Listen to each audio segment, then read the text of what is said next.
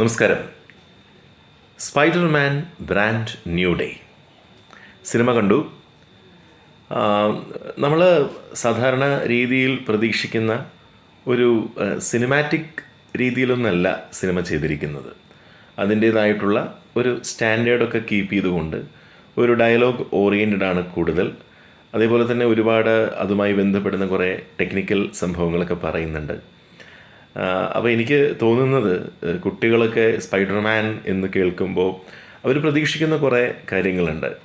അതൊക്കെ പ്രതീക്ഷിച്ച് കുട്ടികളൊക്കെ തിയേറ്ററിലെത്തുമ്പോൾ പലപ്പോഴും എനിക്ക് തോന്നുന്നു അവർ നിരാശപ്പെടുകയാണ് ചെയ്യുന്നത്.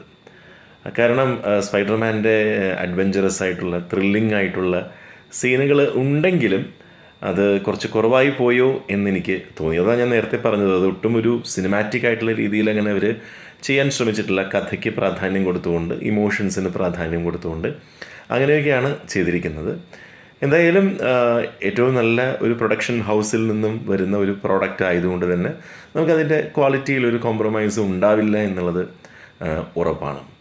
പിന്നെ എനിക്ക് തോന്നുന്നു ഇംഗ്ലീഷിൻ്റെ സബ് ടൈറ്റിലും കാര്യങ്ങളൊക്കെ, അല്ലെങ്കിൽ ഇംഗ്ലീഷ് എഴുതി കാണിക്കുന്നുണ്ടെങ്കിലും ഇത് ചില തിയേറ്ററുകളിൽ, മൾട്ടിപ്ലക്സുകളിലൊക്കെ ഇതിൻ്റെ മലയാളം വെർഷൻ ഉണ്ടെന്ന് തോന്നുന്നു.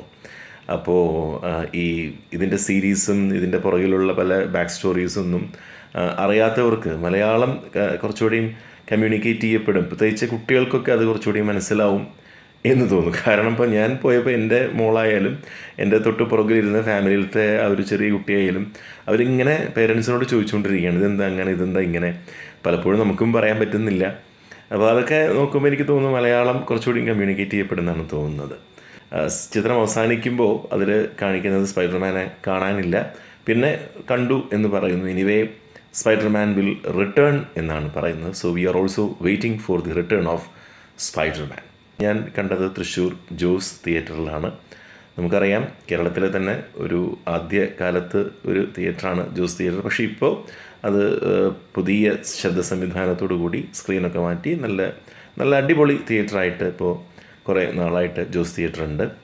പക്ഷേ എന്തുകൊണ്ടോ എനിക്ക് ഈ 3D സ്പൈഡർമാൻ അവിടെ കണ്ടപ്പോൾ എനിക്ക് അതിൻ്റെ ഒരു ഇഫക്റ്റ് അങ്ങോട്ട് തോന്നിയില്ല. സൗണ്ട് ഓക്കെയാണ്, പക്ഷേ എന്തോ ആ 3D ഇഫക്റ്റ് അത്രത്തോളം എനിക്ക് അങ്ങോട്ട് തോന്നിയില്ല. ചിലപ്പോൾ എൻ്റെ ഒരു അഭിപ്രായം മാത്രമായിരിക്കാം ഇത്.